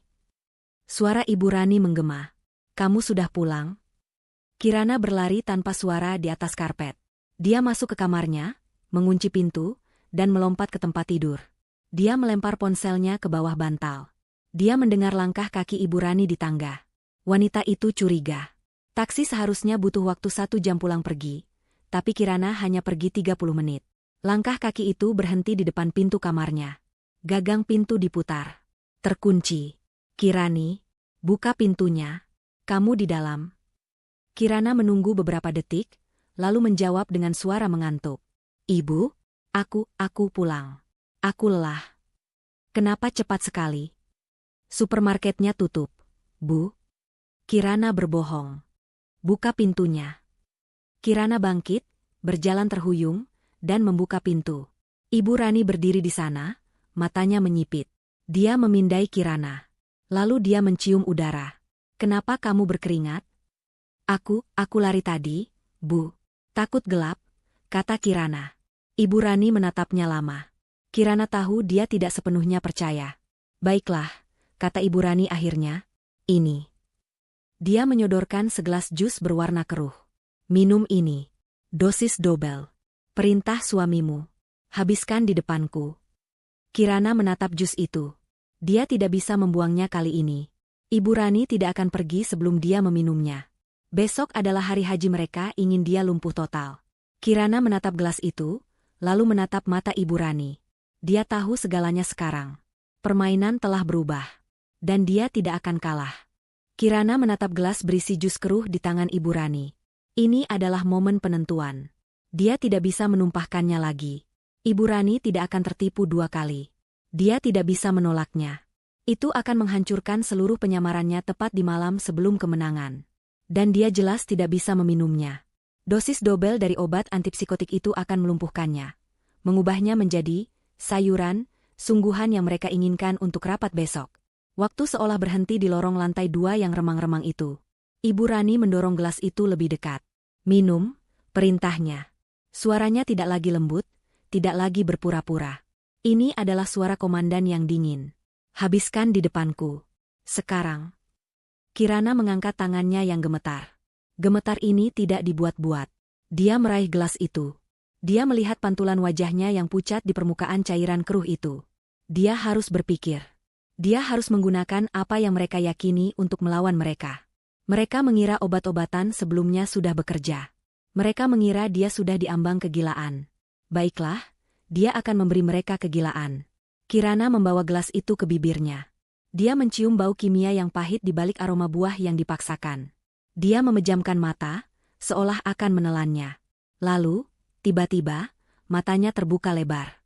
Dia tidak menatap Ibu Rani. Dia menatap ke dinding di belakang bahu Ibu Rani. Tidak. Bisik Kirana, suaranya bergetar ngeri. Ibu Rani mengerutkan kening. Apa yang kamu tunggu? Minum. Dia di sana. Kirana menunjuk dengan tangan yang memegang gelas. Jari-jarinya gemetar hebat. Jangan suruh dia pukul aku lagi. Aku mohon, Bu, jangan. Ibu Rani secara naluriah menoleh ke belakang. Tidak ada siapa-siapa di lorong itu. Hanya ada lukisan pemandangan yang tergantung di dinding. Kamu bicara apa, Kirani? Kamu sudah mulai berhalusinasi. Katanya. Ada nada puas dalam suaranya. Obat-obatan itu bekerja lebih baik dari yang dia kira. Matanya. Kirana mulai terisak, air mata ketakutan yang palsu mengalir di pipinya. Dia menatap Ibu Rani, tapi seolah melihat menembus dirinya. Matamu seperti dia. Seperti ular. Kenapa matamu seperti ular, Bu? Cukup omong kosongnya. Ibu Rani kehilangan kesabaran. Dia maju selangkah, mencoba merebut gelas itu, mungkin untuk menuangkannya paksa ke mulut Kirana. Itu adalah kesalahan yang Kirana tunggu. Begitu Ibu Rani bergerak, Kirana menjerit. Bukan jeritan pelan, tapi jeritan melengking yang penuh teror. Pergi. Jangan sentuh aku. Pergi. Dalam gerakan yang terlihat seperti panik murni, Kirana melemparkan gelas itu. Bukan ke lantai, tapi ke dinding di samping kepala Ibu Rani. Gelas itu menghantam dinding dengan keras, pecah berkeping-keping. Jus keruh itu menyiprat ke gaun sutra mahal Ibu Rani. Pecahan kaca berhamburan di lantai marmer. Keheningan total menyusul jeritan itu. Ibu Rani membeku di tempat. Wajahnya pucat pasi, matanya terbelalak kaget. Dia menatap noda di gaunnya, lalu menatap Kirana. Kirana, sementara itu, telah menjatuhkan dirinya ke lantai. Dia memeluk lututnya, mengayunkan tubuhnya maju mundur, bergumam tidak jelas. Mereka mau ambil aku, ular di dinding. Aku tidak mau, aku tidak mau. Kemarahan Ibu Rani meledak. Dasar gila, teriaknya. Dia tidak lagi peduli untuk bersikap lembut. Kamu benar-benar sudah sinting. Tapi di balik kemarahan itu, Kirana bisa melihatnya. Kepuasan. Kemenangan. Kirana telah memberikan bukti terbaik yang Ibu Rani butuhkan untuk rapat besok.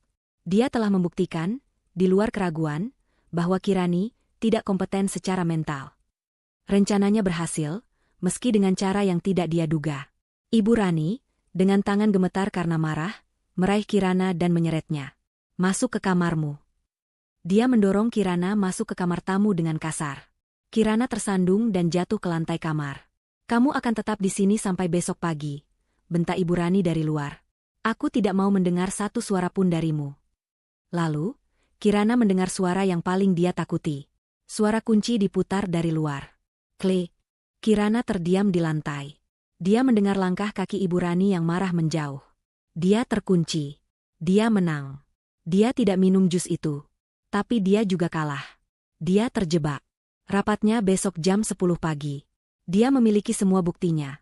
Semua foto di ponsel sekali pakainya, tapi dia terkunci di kamar lantai 2. Kirana merangkak ke tempat tidur. Dia meraih ponsel dari bawah bantalnya. Dia harus menghubungi satu-satunya sekutu yang dia miliki. Dia menelepon Kirani. Nah, apa yang terjadi? Aku dengar teriakan di latar belakang. Suara Kirani terdengar cemas. Aku berhasil, Rani. Aku menemukan semuanya, kata Kirana cepat, suaranya berbisik. Aku menemukan surat wasiat kakek. Dia memberikan 80% perusahaan kepadamu. Sepenuhnya. Terdengar isakan tertahan di seberang telepon. Apa? Andi dan Ibu Rani, mereka tahu. Klausulnya bilang jika kamu tidak kompeten, warisan itu jatuh ke tangan Andi. Itulah mengapa mereka meracunimu. Itulah mengapa mereka menyiksamu. Ya Tuhan. Rani, dengar. Waktuku habis, Kirana memotong. Ibu Rani baru saja mengunciku di kamar. Aku tidak bisa keluar. Rapatnya besok jam 10 pagi. Mereka akan membawaku ke sana sebagai bukti kegilaanmu. Mereka akan menang jika tidak ada yang menghentikan mereka. Lalu apa yang harus kita lakukan? Nah, aku akan ke sana. Aku akan. Tidak. Kata Kirana tegas. Kamu akan melakukan persis seperti yang aku katakan. Kamu ingat surat kakek yang aku foto? Surat yang menyebut nama Tuan Setiadi, pengacara aslinya? Ya. Kamu akan menemuinya. Malam ini, sekarang juga, perintah Kirana. Aku akan mengirimkan alamat kantor hukumnya yang tertera di surat itu. Aku akan mengirimkanmu semua foto yang aku ambil. Surat wasiat, botol obat, surat pribadi kakek. Kamu akan tunjukkan semuanya pada Tuan Setiadi. Gunakan kata kunci yang kakek tulis. Kakek Suryo bilang ular-ular itu akan menggigit. Dia akan tahu. Tapi, nak, aku takut. Kirani. Suara Kirana tajam.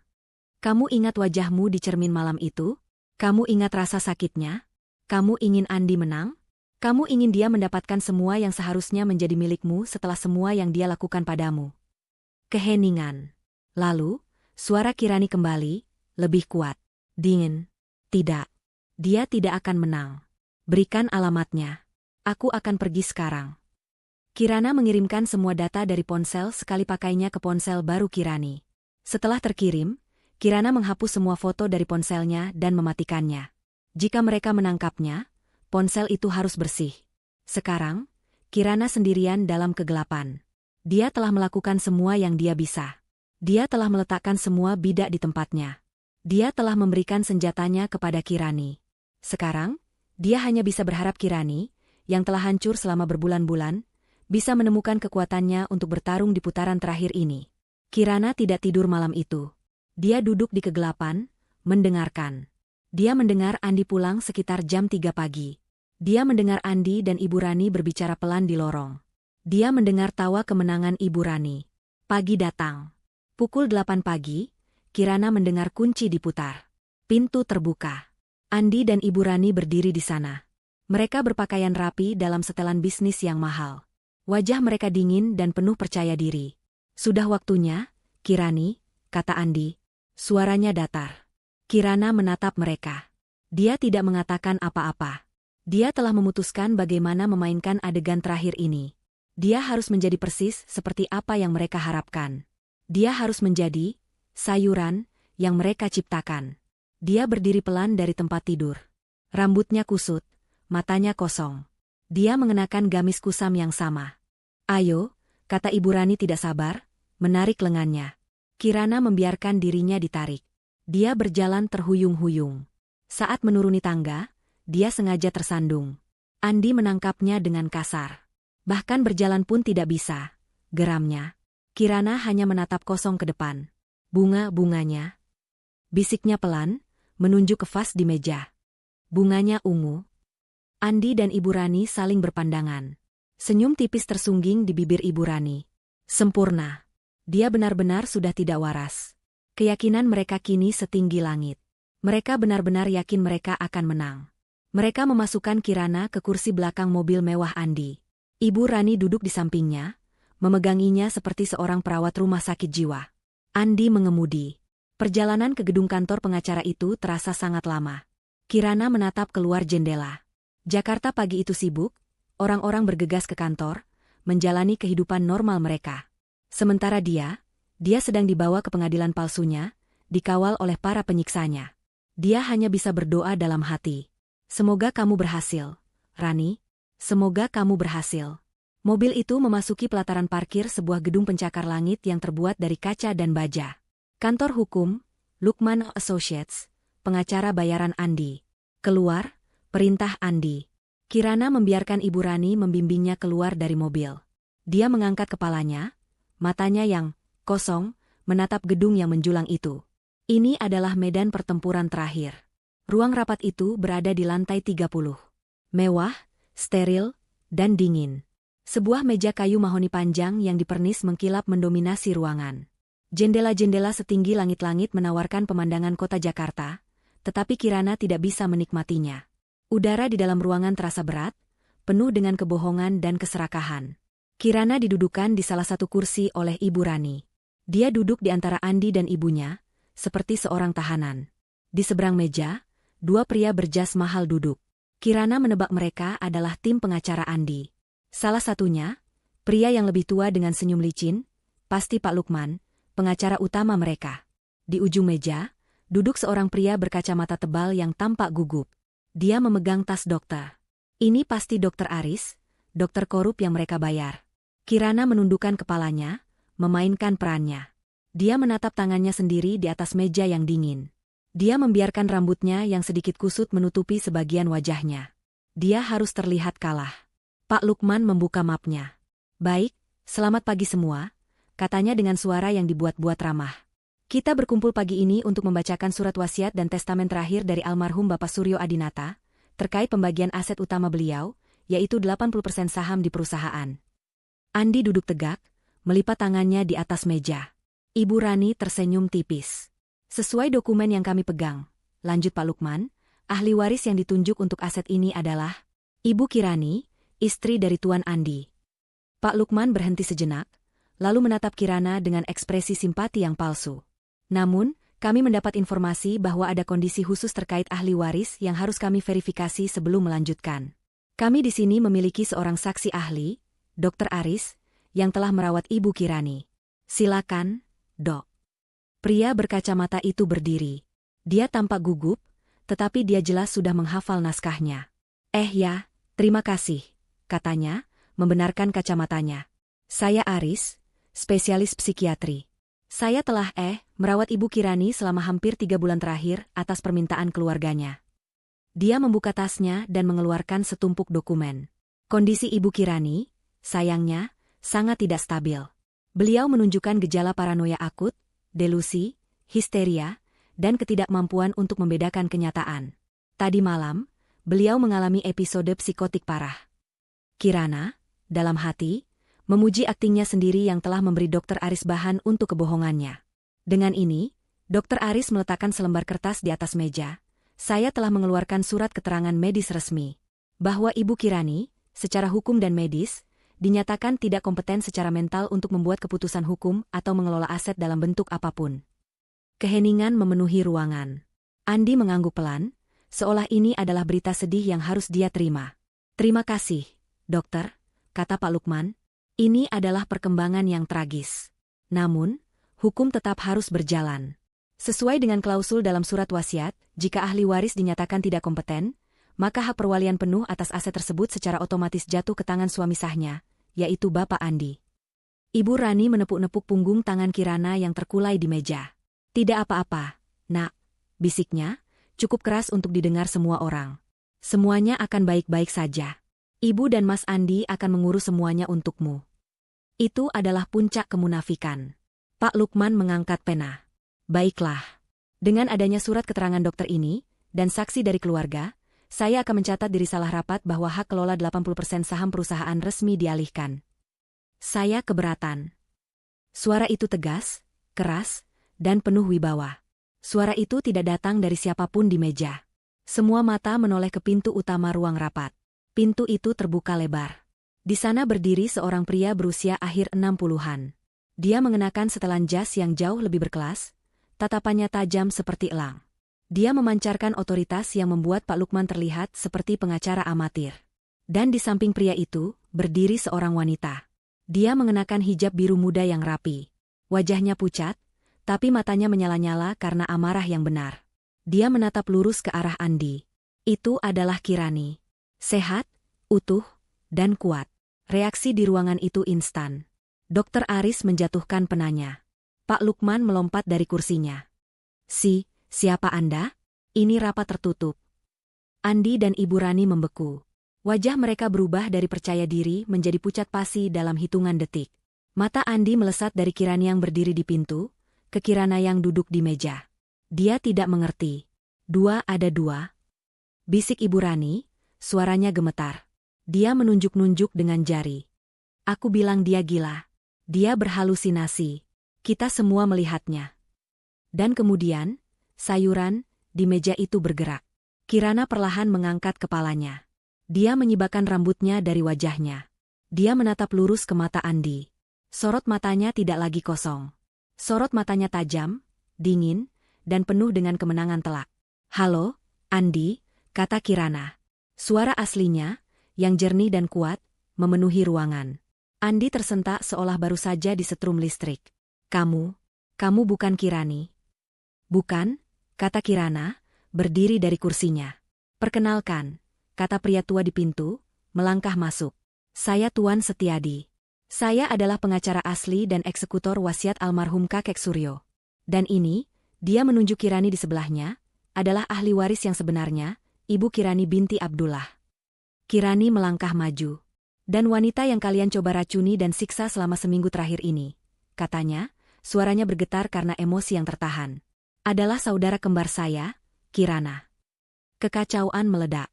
Ini jebakan, teriak Andi. Ini penipuan, bohong. Satpam. Panggil Satpam. Penipuan? Tuan Setiadi berkata dengan tenang. Dia berjalan ke ujung meja dan membuka laptopnya. Dia menyambungkannya ke proyektor besar di dinding, yang tadinya mati. Layar menyala.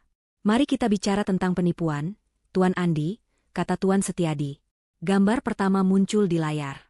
Foto-foto botol obat antipsikotik yang Kirana ambil dari kamar Ibu Rani. Ini adalah rencana sistematis untuk meracuni Ibu Kirani agar sesuai dengan klausul tidak kompeten.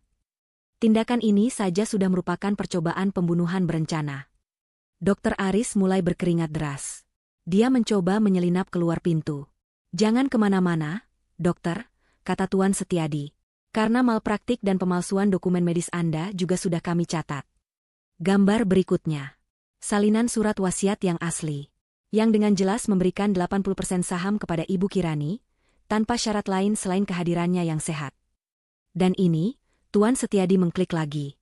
Layar menunjukkan serangkaian transaksi bank dan transfer dana yang rumit. Adalah bukti penggelapan dana perusahaan yang Anda dan Ibu Anda lakukan selama kakek Suryo sakit. Kakek sudah curiga, dia meminta saya menyelidikinya sebelum dia meninggal. Ini adalah bukti yang dia siapkan untuk menjebloskan kalian berdua ke penjara. Wajah Andi dan Ibu Rani kini bukan lagi pucat, tapi seputih kertas. Ibu Rani merosot di kursinya. Tidak mungkin. Dan terakhir, kata Tuan Setiadi. Dia memutar rekaman audio. Itu adalah rekaman yang berhasil Kirana ambil dari luar pintu ruang kerja Andi. Terdengar suara Andi dengan jelas. Tidak peduli biayanya. Pastikan surat keterangan, tidak kompeten, itu siap sebelum hari Jumat. Kakek tua itu pikir dia bisa mengalahkanku dari kuburnya? Dia salah besar. Rekaman itu berhenti. Keheningan di ruangan itu memekakan telinga. Pak Lukman, pengacara Andi, sudah diam-diam mengemasi tasnya, mencoba menjauhkan diri dari kliennya. Kalian tidak akan kemana-mana, kata Kirana pelan. Saat itu juga, pintu ruang rapat di belakang Tuan Setiadi terbuka lagi. Dua petugas polisi berseragam melangkah masuk. Tuan Setiadi menunjuk. Andi, Ibu Rani, Anda ditahan atas tuduhan KDRT, percobaan penipuan warisan, pemalsuan dokumen, dan penggelapan dana perusahaan. Teriakan Andi menggema di ruang rapat yang tiba-tiba terasa sesak. Ini jebakan. Kalian menjebakku. Matanya yang panik melesat dari Kirani yang berdiri tegak di pintu, ke Kirana yang kini menatapnya dengan dingin dari seberang meja. Dia tidak bisa memprosesnya. Pikirannya yang arogan tidak bisa menerima bahwa dia telah dipermainkan oleh dua wanita yang dia anggap lemah. Bawa mereka. Tangkap mereka. Andi menunjuk kedua saudara kembar itu. Mereka penipu. Salah satu petugas polisi melangkah maju, tangannya dengan tenang meraih borgol di pinggangnya. Tuan Andi, katanya dengan suara berat dan datar. Kamilah yang akan melakukan penangkapan di sini. Petugas itu bergerak cepat. Sebelum Andi sempat bereaksi lagi, kedua tangannya sudah ditarik ke belakang dan borgol logam itu berbunyi, klik, dengan keras, mengunci pergelangan tangannya. Suara itu adalah suara akhir dari segalanya. Suara penutup sebuah tirani. Lepaskan saya. Andi memberontak. Dia tidak lagi terlihat seperti pengusaha sukses. Dia terlihat seperti preman pasar yang terpojok. Anda tidak tahu siapa saya. Lepaskan. Dia mencoba menarik diri, tapi cengkeraman petugas itu terlalu kuat. Sementara itu, petugas kedua menghampiri Ibu Rani. Wanita tua itu telah merosot di kursinya. Topeng sosialita anggunnya telah luntur total, memperlihatkan wajah tua yang penuh kebencian dan ketakutan. Dia menatap Kirani, bibirnya bergetar. Kamu. Desisnya. Seharusnya kamu mati. Seharusnya kamu gila. Ibu Rani, kata petugas kedua. Anda berhak untuk diam. Silakan berdiri. Ketika petugas itu menyentuh lengannya, Ibu Rani menjerit. Jeritan melengking yang penuh kekalahan. Dia tidak melawan seperti Andi. Dia hanya terkulai lemas. Seluruh kekuatannya hilang. Dia harus dipapah berdiri oleh petugas. Kemewahan dan kekuasaan yang dia pegang erat-erat selama ini lenyap dalam sekejap. Di sisi lain ruangan, Dr. Aris gemetar hebat. Dia memegangi tas dokternya seperti pelampung. Saya hanya menjalankan tugas profesi. Saya tidak tahu apa-apa. Tuan Setiadi menatapnya dengan pandangan muak. Anda memalsukan diagnosa psikiatri untuk merampok hak seseorang. Dokter. Anda bersumpah untuk menyembuhkan, tapi Anda memilih untuk menghancurkan demi uang. Anda akan menjelaskan tugas profesi Anda di pengadilan. Petugas ketiga, yang rupanya menunggu di luar, kini masuk dan langsung menghampiri dokter korup itu. Anda juga ikut kami, Dok. Pak Lukman, pengacara licik itu, hanya bisa menunduk pasrah. Saya hanya mewakili klien saya, katanya pelan. Mewakili atau berkonspirasi, balas Tuan Setiadi. Dewan Etik akan sangat tertarik mendengar rekaman rapat hari ini. Karir Anda selesai. Fokus utama kembali pada Andi, yang masih meronta saat digiring keluar. Saat dia melewati Kirani, kebencian di matanya membara. Kamu akan membayar ini, Kirani. Kamu pikir kamu menang? Aku akan keluar. Dan aku akan menemukanmu. Kirani, yang selama ini diam, akhirnya melangkah maju. Dia tidak gentar. Dia tidak mundur. Dia berdiri satu jengkal di depan suaminya yang kini terborgol. Kirana berdiri tepat di belakangnya, siap menopang. Kamu tidak akan kemana-mana, Andi, kata Kirani. Suaranya jernih dan kuat, bergema di ruangan itu. Selama 3 tahun aku hidup dalam ketakutan. Kamu memukulku. Kamu menamparku. Kamu membuatku merasa tidak berharga. Kamu pikir aku ini apa? Mainan rusak yang bisa kamu buang? Dia mengangkat tangan dan menunjuk ke wajahnya sendiri. Lihat aku. Ini aku. Bukan Kirana. Ini Kirani. Wanita yang kamu coba hancurkan. Lalu, dia mengeluarkan selembar kertas dari tasnya. Itu adalah laporan visum dari malam Kirani kabur ke apartemen Kirana. Ini, katanya, menyodorkan kertas itu ke petugas polisi yang memegang Andi. Ini adalah bukti visum dari terakhir kali dia menyiksaku. Salah satu dari puluhan kali. Aku menambahkannya ke daftar kejahatanmu, kekerasan dalam rumah tangga yang berat. Andi terdiam. Ancaman KDRT adalah sesuatu yang tidak dia perhitungkan akan dibahas hari ini. Dia pikir ini hanya soal uang. Dan soal uang, Tuan Setiadi melangkah maju, seolah membaca pikiran Andi. Ada satu klausul lagi dari kakek Suryo yang sepertinya kalian lupakan. Tuan Setiadi mengambil surat wasiat asli dari mapnya. Kakek Suryo adalah orang yang teliti. Dia sudah menduga hal ini. Di pasal terakhir tertulis, jika terbukti secara hukum bahwa Andi atau Ibu Rani melakukan tindak kejahatan, penipuan, atau paksaan terhadap ahli warisah, Kirani, maka seluruh warisan lain yang saya berikan kepada mereka. Tuan Setiadi menatap Andi dan Ibu Rani bergantian, yaitu rumah, dana pensiun, dan seluruh aset pribadi yang saya sebutkan di pasal 4, dinyatakan hangus dan batal. Semuanya akan dialihkan ke satu tempat, Yayasan Amal Kakek Suryo. Itu adalah paku terakhir di peti mati mereka. Bukan hanya gagal mendapatkan 80% saham. Mereka juga kehilangan segalanya yang sudah pasti mereka dapatkan. Rumah yang mereka tinggali, uang yang mereka gunakan, semuanya hilang. Mereka resmi menjadi miskin dalam sekejap. Itu adalah pukulan yang terlalu berat bagi Ibu Rani. Matanya memutar ke belakang, dan dia pingsan di pegangan petugas. Bawa mereka, perintah Tuan Setiadi. Kirana dan Kirani berdiri berdampingan. Mereka tidak berkata apa-apa. Mereka hanya menonton dalam diam saat ketiga penjahat itu digiring keluar dari ruang rapat. Andi diseret, masih mengumpat. Ibu Rani digotong, terkulai tidak sadarkan diri. Dokter Aris berjalan seperti zombie, karirnya hancur. Pintu tertutup. Keheningan yang damai akhirnya mengisi ruangan. Tuan Setiadi berbalik menghadap kedua saudara kembar itu. Dia tersenyum untuk pertama kalinya. Senyum tulus penuh kekaguman. Kerja bagus, nak, katanya kepada Kirana. Kakek Suryo akan sangat bangga padamu. Dia lalu menoleh ke Kirani. Dan Anda, Ibu Kirani. Selamat. Anda sekarang adalah pemilik sah 80% perusahaan. Kirani menatap pengacara tua itu, lalu menatap Kirana. Beban bertahun-tahun seolah terangkat dari bahunya. Air mata akhirnya mengalir di pipinya. Tapi ini bukan air mata kesakitan. Ini air mata kebebasan. Kirana langsung memeluk saudara kembarnya. Dia memeluknya erat. Sudah berakhir, Rani, bisik Kirana. Semuanya sudah berakhir. Kirani menggeleng di pelukan Kirana. Dia menarik napas dalam-dalam, mengusap air matanya, dan menatap Kirana dengan sorot mata baru. Sorot mata yang tajam, persis seperti milik Kirana. Tidak, nah, katanya. Ini belum berakhir. Ini baru saja dimulai. 6 bulan kemudian.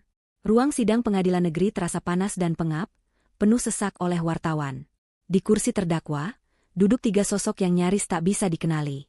Andi, yang dulu gagah, kini kurus, kuyu, dan tatapan matanya kosong. Ibu Rani terlihat 100 tahun lebih tua. Rambutnya yang dulu disanggul rapi kini memutih dan dibiarkan tergerai tipis. Dia hanya menatap lantai. Di sebelah mereka, Dokter Aris terus-menerus menyeka keringat di dahinya. Hakim ketua mengetukkan palunya. Suaranya tegas dan tanpa ampun. Setelah menimbang seluruh bukti rekaman audio, bukti foto obat-obatan, kesaksian korban, laporan visum, dan bukti tak terbantahkan dari Tuan Setiadi mengenai penggelapan dana dan pemalsuan dokumen. Hakim menatap langsung ke arah Andi. Terdakwa Andi, terbukti secara sah dan meyakinkan bersalah atas KDRT berat berulang, percobaan penipuan warisan, dan konspirasi kriminal. Pengadilan menjatuhkan hukuman, 20 tahun penjara. Andi tidak bereaksi. Dia sudah mati rasa. Terdakwa Ibu Rani, lanjut hakim. Terbukti bersalah atas percobaan peracunan, konspirasi penipuan, dan penggelapan dana perusahaan. Hukuman, 15 tahun penjara. Ibu Rani terisak pelan, tapi tidak ada yang peduli. Terdakwa Dokter Aris, kata hakim. Terbukti bersalah atas malpraktik, pemalsuan dokumen medis, dan persekongkolan jahat. Hukuman, 5 tahun penjara dan pencabutan lisensi praktik kedokteran seumur hidup. Palu diketuk 3 kali. Keadilan telah ditegakkan. Di barisan pengunjung, Kirana menggenggam erat tangan Kirani. Mereka tidak bersorak. Mereka hanya mengangguk pelan, menutup babak kelam itu selamanya. 2 bulan setelah itu, pemandangan berganti. Sebuah ruang rapat yang besar dan modern di lantai tertinggi gedung perusahaan Kakek Suryo. Bukan lagi ruang rapat yang suram di kantor pengacara Lukman. Di ujung meja, di kursi yang dulu diimpikan Andi, kini duduk Kirani. Dia mengenakan blazer berwarna krem yang dipadukan dengan hijab sutra yang serasi. Dia tidak lagi terlihat seperti korban. Dia adalah seorang pemimpin. Data kuartal lalu tidak bisa kita jadikan patokan, kata Kirani kepada Dewan Direksi. Suaranya tenang dan penuh otoritas. Saya mau audit penuh di divisi keuangan. Kita bersihkan sisa-sisa penggelapan yang dilakukan manajer sebelumnya. Fokus kita sekarang adalah transparansi dan kesejahteraan karyawan. Bonus yang dulu ditahan oleh Ibu Rani akan kita cairkan bulan ini. Para direksi, yang sebagian besar adalah orang-orang tua yang setia pada kakek Suryo, mengangguk setuju. Mereka melihat sosok kakek dalam diri Kirani. Tulus, adil, namun tegas. Di sebelah Kirani, duduk Kirana. Dia tersenyum sambil membuat catatan. Dia telah menerima tawaran Kirani untuk menjadi kepala divisi kreatif dan komunikasi. Dia menangani citra baru perusahaan, sementara Kirani menangani operasional. Mereka adalah tim yang tak terkalahkan. Di tempat lain, di sebuah lembaga pemasyarakatan yang panas, Andi sedang mengaduk semen untuk proyek bangunan. Wajahnya terbakar matahari, tangannya kasar. Dia melihat sekilas televisi di pos jaga. Sebuah program berita bisnis menampilkan wajah Kirani sebagai CEO wanita pendatang baru paling berpengaruh. Andi melempar sekopnya dengan marah. Seharusnya itu milikku. Kerja lagi, Napi, bentak seorang sipir. Atau jatah makan siangmu dipotong. Andi menunduk dan kembali mengaduk semen. Itulah sisa hidupnya. Sementara itu, Kirana dan Kirani berdiri di depan sebuah rumah. Rumah mewah berpagar hitam tempat Kirani dulu disekap. Kini, di pagarnya tergantung spanduk besar, dijual. Kamu yakin tidak mau menyimpannya? Tanya Kirana. Sangat yakin, kata Kirani. Rumah ini penuh kenangan buruk. Kita akan gunakan uang hasil penjualannya untuk sesuatu yang lebih baik. 1 bulan kemudian, di sebuah jalan yang tenang di pinggir kota, sebuah bangunan baru yang asri berdiri. Catnya berwarna putih gading dan hijau mint. Papan nama besar di depannya baru saja diresmikan. Rumah Aman Kirana Kirani, Yayasan Perlindungan Hukum Psikologis Korban KDRT.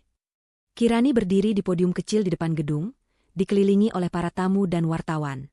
Kirana berdiri di sampingnya, tersenyum bangga. Saya berdiri di sini bukan sebagai pemilik perusahaan. Kirani memulai pidatonya. Saya berdiri di sini sebagai seorang penyintas. Saya tahu bagaimana rasanya terpojok. Saya tahu bagaimana rasanya merasa tidak punya siapa-siapa. Saya tahu bagaimana rasanya disakiti oleh orang yang seharusnya melindungi kita. Dia menoleh dan tersenyum pada Kirana. Tapi saya juga tahu bagaimana rasanya memiliki seseorang yang berjuang untukmu. Saudara kembarku mempertaruhkan nyawanya untukku. Dia masuk ke sarang ular itu untuk menyelamatkanku. Dia kembali menatap kerumunan. Tidak semua orang seberuntung saya, memiliki saudara kembar yang nekat, katanya, memicu tawa kecil. Itulah mengapa kami membangun tempat ini. Agar setiap wanita di luar sana yang merasa sendirian, tahu bahwa mereka memiliki saudara. Mereka memiliki kami. Setelah pidato selesai, Kirana dan Kirani bersama-sama menggunting pita. Mereka saling berpelukan. Mereka telah melalui api. Kirana telah menyelamatkan hidup Kirani, dan dalam prosesnya, Kirani telah menemukan kekuatannya sendiri. Mereka tidak hanya mengambil kembali apa yang dicuri dari mereka, tapi mereka mengubah rasa sakit itu menjadi harapan bagi ratusan orang lain. Itu adalah akhir cerita mereka. Bukan, itu adalah awal yang baru. Awal yang jauh lebih indah dan kuat dari apa yang pernah mereka bayangkan.